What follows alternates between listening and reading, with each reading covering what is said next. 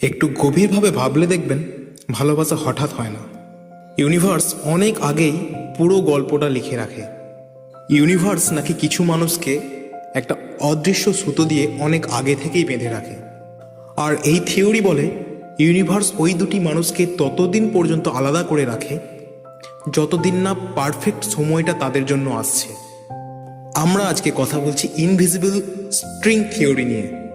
হ্যাঁ, যখন সঠিক সময় আসে তখন দেখা যায় তাদের দেখা হওয়ার আগেই তাদের জীবনে ঘটে গেছে কিছু কাকতালীয় ঘটনা। ঘটনাগুলি অত্যন্ত ছোট ছোট, যেমন একটি স্কুল বদল, একটি চাকরির সিদ্ধান্ত, বা একটা ট্রেন মিস, বা হঠাৎ জীবনের কোনো একটা ভুল সিদ্ধান্ত।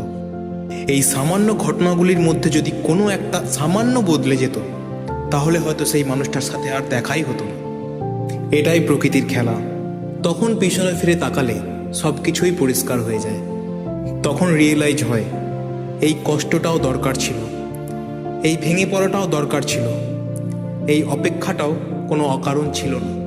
কারণ আপনার সাথে ঘটে যাওয়া এই প্রত্যেকটা জিনিসই ছিল একটা প্রস্তুতি, নিজেকে একটু শক্ত করার পদ্ধতি, ভালোবাসাকে বোঝার পদ্ধতি, একটা সম্পর্ককে ঠিকভাবে ধরে রাখার প্রস্তুতি। জীবনে কিছু কিছু মানুষের সঙ্গে দেখা হওয়া এটা আমাদের ভাগ্যের খেলা নয়, এটা ইউনিভার্সের সম্পূর্ণ একটা পদ্ধতি, যেটা খুব ধীরে, খুব যত্ন নিয়ে, অত্যন্ত নিখুঁতভাবে তৈরি হয়।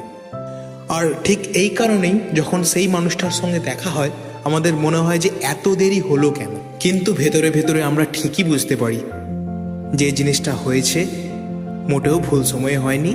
যখন যেটার সময় হয়েছে ঠিক সেই সময়েই সেটা হয়েছে। আমাদের ইউনিভার্সে এরকম অনেক থিওরি রয়েছে, যে থিওরিগুলি নিয়ে পরবর্তী ভিডিও আসতে চলেছে। চ্যানেলটা সাবস্ক্রাইব করে বেল আইকনটি প্রেস করে রাখবেন। কমেন্ট করে জানাতে ভুলবেন না আপনাদের মতামত, এরকম আরও ভিডিও আসছে।